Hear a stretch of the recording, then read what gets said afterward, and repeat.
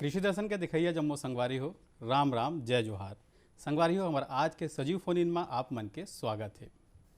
संगवारी हो ये बात ला आप सभी जन जानत हो कि प्रकृति माता ला हम जे देथन वही ला वह 100 गुना करके हम ला वापस देते। जैसे कि मैं बात कर रहा हूँ एक आम के, अगर हम एक आम के बीज ला बोतन संगवारी हो तो वह वृक्ष बन के हम अल्लाह अनेकों आम देते। वैसे ही संगवारी हो अगर हम उन कांटा बोथन तो वह वृक्ष बन के बहुत अगन कांटा घलो देते। आओ तो आओ संगवारी हो, आजकल हमार संगवारी मन है रसायन विधि से जन खेती करत है, कहीं ना कहीं वो घूम फिर के हमन वही ला खात हन और वोकर से हमारा स्वास्थ्य घलो प्रभावित होवत है संगवारी हो। तो आप मन ये बात ला याद रखो। और हमारा आज के विषय जो है संगवारी हो ऐसने हवे कि हमन हर रसायन मुक्त खेती कैसन ढंग के करन और हमार स्वास्थ्य ला अच्छा कैसे रखन, ये हमारा आज के विषय संगवारी हो। और आप मना हमार डॉक्टर साहब से सीधा बात कर सकते हो हमार टोल फ्री नंबर के माध्यम ले। संगवारी हो ये विषय में ढेरकन गोड़ बात करे बर चर्चा करे बर आज हमार संग में हवे डॉक्टर अमित त्रिपाठी, वरिष्ठ कृषि विशेषज्ञ, रायपुर ले। हमारे कार्यक्रम में आपके बहुत बहुत स्वागत है सर। और जैसे कि हम हमारे संगवारी भाई मन के फ़ोन आवे और जिसे हमारा आज के विषय है कि हम रसायन मुक्त खेती और हमारे स्वास्थ्य के हम बात करत हन, तो सबले पहली रसायन मुक्त खेती के पहली रसायन युक्त खेती से का प्रभाव पड़ते हैं हमारे मानव मनुष्य शरीर में, ये ला आप बताते हो। आज इस कृषि दर्शन देखने वाले सभी किसान भाइयों को जो इसमें पार्टिसिपेट कर रहे हैं जी, मेरा सादर अभिनंदन, सादर नमन है। और इतना बढ़िया विषय जो आज आप लेकर के आए हैं कृषि दर्शन पे कि रसायन मुक्त खेती, रसायन मुक्त फसल और मनुष्य का स्वास्थ्य। इसका स्वास्थ्य पहला जो सवाल आपका है कि रसायन मुक्त, रसायन युक्त से हम कैसे बन जाएं, कैसे बने। बिल्कुल विषय ये है कि आज जिस समय 1940, 1940, 1950 के समय का दरमियान था, जिस समय लोग भूखे मरते थे, उस समय परिस्थिति ये थी कि हमारे यहाँ फूड सिक्योरिटी नहीं थी। और फूड सिक्योरिटी को लाने के लिए, खाद्यान्न सुरक्षा को लाने के लिए तरह तरह के अनेकों रसायनों का उपयोग पुरजोर तरीके से बढ़ने लगा। हिंदुस्तान के अंदर हर प्रदेश में, छत्तीसगढ़ से लेकर के सारे प्रदेशों में जब हरित क्रांति आई तब भी ये और तेजी से बढ़ने लगा। और समय ये आया कि लोग नॉन जुडिशियस यूज करने लगे। जहां पर 50 ml दवाई जानी चाहिए वहां पर लोग 300 ml, 200 ml, 250 ml तक देने लग गए। जहां पर एक बोरी खाद डालने से काम हो रहा वहां पर लोग 2 बोरी 3 बोरी खाद डालने लग गए। और उसके दुष्परिणाम इतने खतरनाक होने लगे कि आज चारों तरफ, पहले कभी कभार हम सुनते थे कि कभी किसी को रसायन की वजह से या किसी भी प्रॉब्लम की वजह से कैंसर हुआ, आज हर 10-15 लोगों के बीच में एक परिवार कहीं सुनाई दे जाता है। तो ये बहुत कठिन समस्या है और आज के इस विषय पे जो हम चर्चा करेंगे उस पे हमें पूरा यकीन है कि लोगों को उसके समाधान के रास्ते अवश्य मिलेंगे। तो डॉक्टर साहब जैसे हम, हेलो, हमारे संगवारी के फोन आते। हेलो जी, हेलो जी, किसान भाई का नाम है आपके? मेरा नाम दीपक कुमार बा। जी जी, बिहार से बोल रहे हैं। जी सर, आप अपना प्रश्न हमारा पूछे। डॉक्टर साहब से एक प्रश्न था जी, कि मिट्टी अपनी जैविक जो है, जैविक रूप में सक्रिय स्थिति में कैसे उसको फिर से प्राप्त कर सकते हैं। जी, समझ गया। बहुत बढ़िया सवाल है, आप जहां से भी बोल रहे हैं। उत्तर यह है कि अगर जमीन के अंदर एक माइक्रोबियल लाइफ वापस लाना है, जिसके कारण जमीन को हम कहते हैं कि जमीन बायोलॉजिकली एक्टिव हो गई है, तो उसके लिए जरूरत होती है कि हम वापस लाभदायी सूक्ष्म जीवाणुओं का समग्र जमीन के अंदर डालें। और वो डालने के लिए प्राकृतिक तरीके भी होते हैं और कई ऐसे आज की डेट पे संसाधन बन गए जो बने बनाए एक उत्पाद मिलते हैं, जिनको अगर हम जमीन में इस्तेमाल करते हैं तो सोयल माइक्रोबियल पॉपुलेशन अपने आप बढ़ जाती है।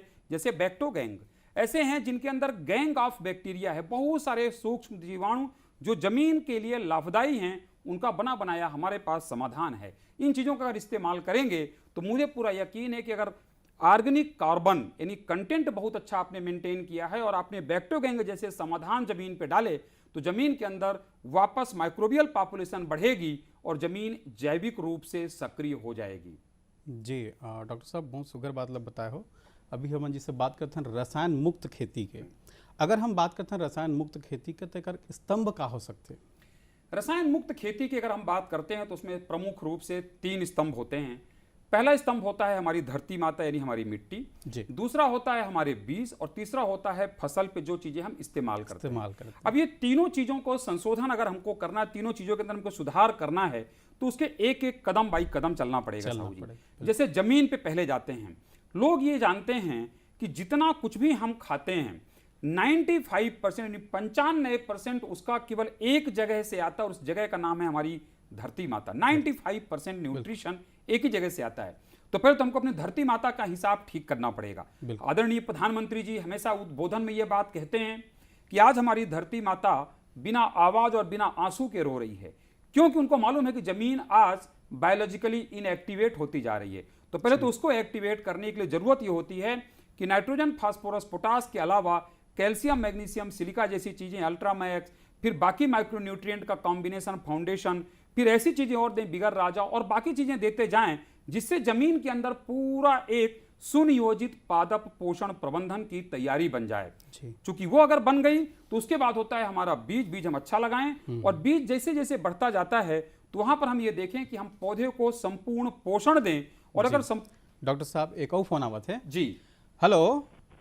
हाँ सर। हाँ किसान भाई, क्या नाम है आपके? जी सर, मैं अभिषेक गुप्ता बोल रहा था कंवर्धा से, कबीर धाम से। जी अभिषेक भैया, आप अपना प्रश्न पूछो। जी सर, मैं ये पूछना चाह रहा था कि जैसे अपन लोग रासायनिक खेती से जैविक खेती करना चाहते हैं सर, बिल्कुल, तो उसमें रासायनिक खेती में जितना उत्पादन होता है क्या जैविक खेती में उतना ही उत्पादन हो सकता है सर? और दूसरा ये है कि इसका संपूर्ण प्रशिक्षण कहाँ से प्राप्त किया जा सकता है जैविक खेती करने के लिए?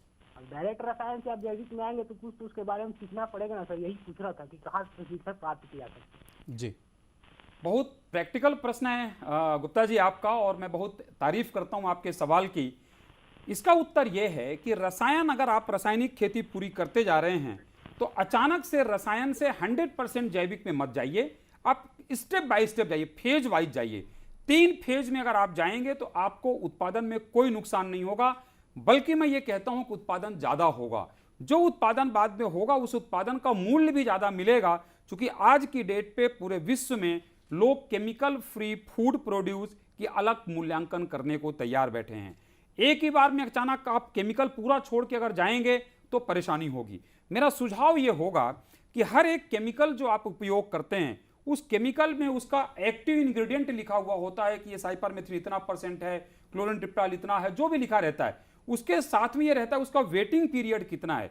आज अगर अपन ने कोई केमिकल इस्तेमाल किया, कितने दिन बाद वो केमिकल डिसइंटीग्रेट हो जाएगा, ये आपको ध्यान देना है। उतने दिन तक फसल को काटना नहीं है, उपयोग नहीं करना। उसके बाद अगर आप इस्तेमाल करते हैं तो और ग्रेजुअली केमिकल का इस्तेमाल कम करते जाएंगे, अगर आप प्रॉपर न्यूट्रिशन पौधे को देते जाएंगे तो पौधे के अंदर वो ताकत होगी कि वो बीमारियों से भी लड़ाई ले पाएगा, कीड़ों से भी लड़ाई ले पाएगा, और आपका जो कॉस्ट है, खर्चा है, जो पेस्टिसाइड में जा रहा, वो खर्चा कम हो जाएगा और बनस्पति आपका उत्पादन बहुत अच्छा होगा।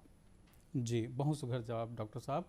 हम स्तंभ के बात करते हैं जिसमें पहला जी तो पहला हमने बताया धरती माता, जिसके लिए अपने को ये चीजें हमने बताई, समग्र तैयारियां। और आज की डेट में जो सबसे एक प्रमुख क्षमा चाहूँ डॉक्टर साहब, एक और फोन आवा थे संगवारी के। हेलो।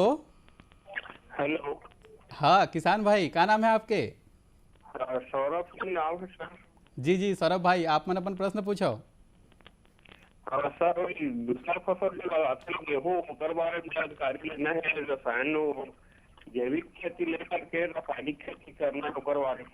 कौन सा फसल? जी, गेहूँ। अच्छा, ओके। गेहूं के बारे में तो गेहूं तो हमारे यहाँ की बहुत स्टेपल प्रमुख खाद्य फसलों में से एक फसल है। मेरा जवाब ये होगा कि गेहूं की खेती पे आप जैविक ले सकते हैं। 70% 75% अगर आपने प्रॉपर जमीन का nutrition, organic content, microbial life और माइक्रो न्यूट्रिएंट और उसके साथ में विगर राजा जैसी चीजों का इस्तेमाल किया, तो आप ये मान करके चलिए कि आपके जमीन से उत्पन्न होने वाली चीजें पौधे के पूरे जीवन पे एक ताकत देंगे, और वो ताकत के बदौलत उसमें बीमारियों का आक्रमण कम हो जाएगा। ऊपर की तरफ जब आप चलेंगे तो जब भी अगर आपको लगता है कि उसमें कोई बीमारी का आक्रमण हो रहा है, तो उसके लिए अगर पहले अगर आप प्रिवेंटिव अगर आपने न्यूट्रिशन दिया है, तो आप ये मान चलिए कि चांसेस बहुत कम होंगे कि पैथोजन यानी बैक्टीरिया, वायरस और फंगस का आक्रमण हो। पर फिर भी अगर कभी होता है तो उस कंडीशन पे आपको केमिकल आप यूज कर सकते हैं, बट उन केमिकल का वही कि जो वेटिंग पीरियड है वो आपको इंतजार करना चाहिए। और धीरे धीरे करके अगर आप अपने जमीन और पौधे में पूरा पोषण लाएंगे, एक समय ऐसा आएगा कि आपको जरूरत नहीं पड़ेगी, उत्पादन बहुत अच्छा होगा। जी डॉक्टर साहब, हम गुठियात रहे हैं हमारे दूसरा स्तंभ के बारे में। तो दूसरा स्तंभ में सर ये कि अगर उसके अंदर में हम बीज और बीज के साथ जो हम नर्सरी तैयार करते हैं, क्योंकि हम ये मानते हैं कि एक छोटे से बीज। डॉक्टर साहब एक और फोन है। जी हेलो। हाँ, जय जोहार भैया, राम राम। राम राम, जय जोहार भैया। गोविंद मानेश्वर बोला तुम भैया, कन्या बालाघाट ले। जी जी गोविंद भैया, आप मन अपन प्रश्न पूछो। मोर प्रश्न है भैया कि जैसे अभी तक हमार रासायनिक खेती करत आत हन, बिल्कुल। और यदि हमन जैविक खेती ला फिर से हमन जैसे करना चाहबो तो हमार जन फसल में कतेक मतलब बदलाव आ सकते, फर्क आ सकते उपज में, जानकारी लेनी रही से हमार स्वास्थ्य और फसल में कतेक में बदलाव आ सकते। जी, आपके स्वास्थ्य के लिए तो 1000% अच्छा होगा और फसल के लिए शुरू में आपको कुछ चुनौती हो सकती है। इसलिए मैं कहता हूं कि 3 साल का कोर्स होना चाहिए कि 3 साल में हम रसायन युक्त से रसायन मुक्त में चले जाएंगे। तो उसको फेज मैनर पे आपको जाना है। पहले साल पे 100% केमिकल फ्री करने जाएंगे तो आपका उत्पादन डाउन हो सकता है।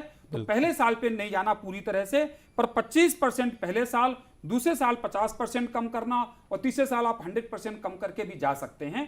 और आपके सेहत के लिए तो 1000% बढ़िया होगा। ये मेरा बात है आपके लिए। जी डॉक्टर साहब, हम बीज के बात करते रहे जी। हमारे सेकंड तो बीज को उपचार, संशोधन और बीज के साथ जब हम नर्सरी पे लगाते हैं उन चीजों को, और जिनको नर्सरी पे नहीं लगाते उनका बीज का संशोधन करते हैं, वहां पर भी हमको ये देखना है कि अगर हम जो इनोकुलेंट्स, जो माइक्रो इनोकुलेंट हमको जमीन के अंदर देना है, बीज में हम ट्रीट करके अगर देते हैं तो बीज जमीन के अंदर जाकर के जब वो अनुकूल पर्यावरण जैसे मिलता है राइजोस्फीयर पे, तो वो सारे माइक्रोब्स जर्मिनेट होने लगते हैं और पूरे बीज को एक सुरक्षा कवच प्रदान करते हैं। और उस सुरक्षा कवच के कारण बीज अपने 100% अनुवांशिक क्षमता के हिसाब से बढ़ना चालू करता है।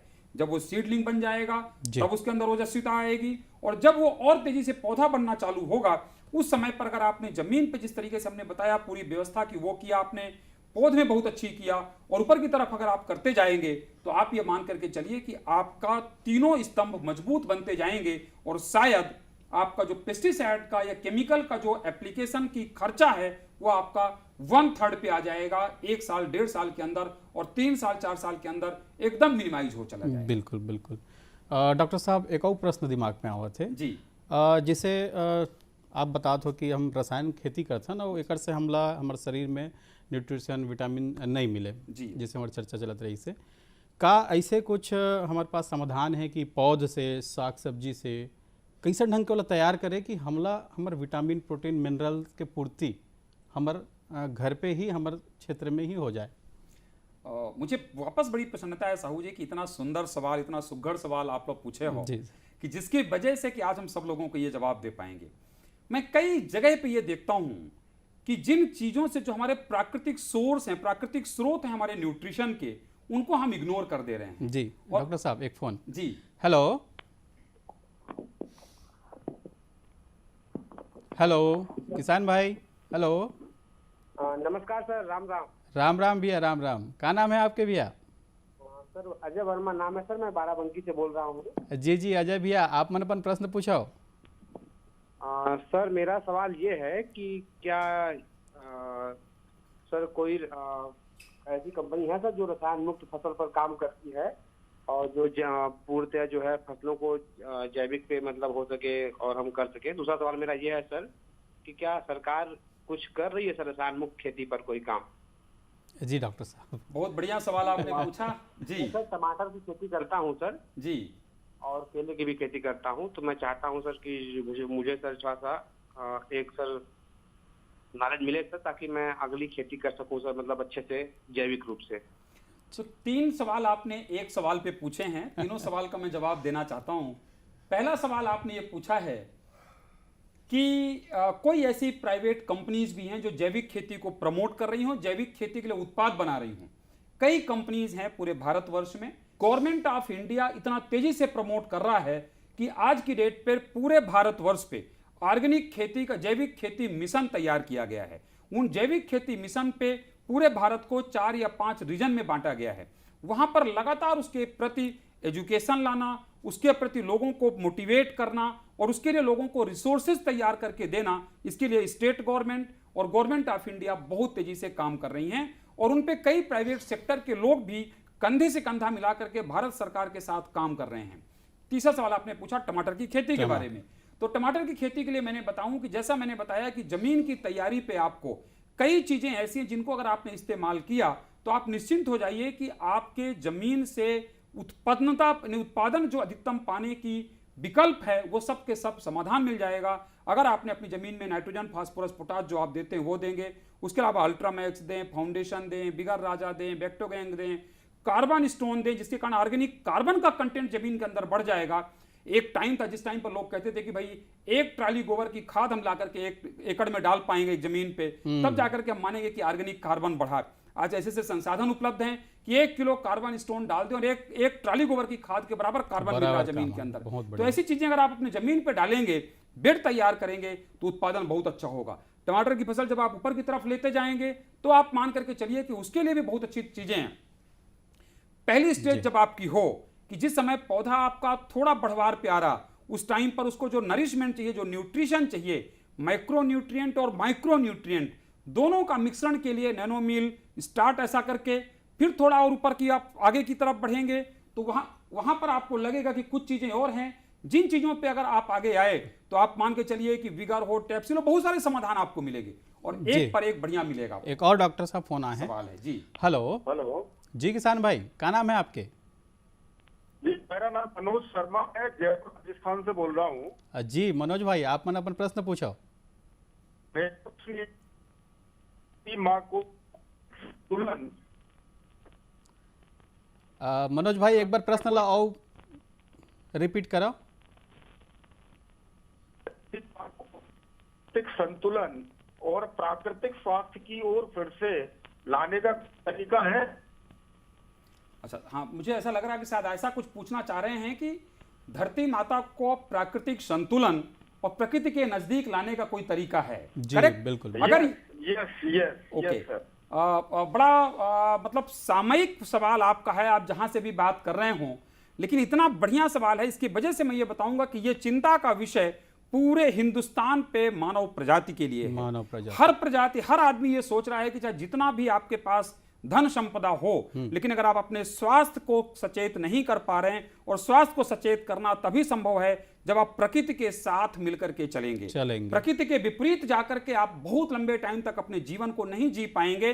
प्रकृति के साथ चलने के लिए जैसा मैंने बताया कि जमीन के अंदर की पूरी चीजों को वापस सुनियोजित कर दीजिए। बड़ी सरल भाषा में मैं बताता हूं, प्रकृति के पास जाने के लिए एक मुट्ठी मिट्टी लीजिए, उसको पानी में भिगो दीजिए, और अगर 8-10 घंटे में आप ये देखें कि वो पूरी मिट्टी 2 गुना हो गई फूल करके, आप समझ जाइए कि आपकी मिट्टी जीवित है। और इस तरीके से ही पूरे संसाधन ऊपर तक दिए गए हैं, जो कई बार हम आपको दूरदर्शन के माध्यम से भी अपग्रेड करते रहते हैं। ये अगर आपने काम शुरू किया तो आप ये मान करके चलिए कि वापस प्राकृतिक संतुलन बनाने में ज्यादा वक्त नहीं लगेगा और हम सब लोग एक प्रकृति के नजदीक जीवन जी पाएंगे। जी डॉक्टर साहब, बहुत सुघर जानकारी आप हमारे संगवारी भाई मन दे हो, समय के थोड़ा अभाव है, एक बार आप मतलब बहुत बहुत धन्यवाद डॉक्टर साहब। और संगवारी हो, आप मन देखे हो सुने हो कि कैसन ढंग के आप अपन क्षेत्र में सुघर जैविक खेती कर सकते हो, एक अच्छा खेती करके, एक अच्छा जैविक खेती करके, एक रसायन मुक्त खेती करके आप मन हाँ अपन खुद के और अपन समाज के, अपन देश के, मनुष्य के स्वास्थ्य ला अच्छा रख सकते हो। संगवारी हो, अगले अंक में फिर मिलबो, तब तक बर जय जोहार।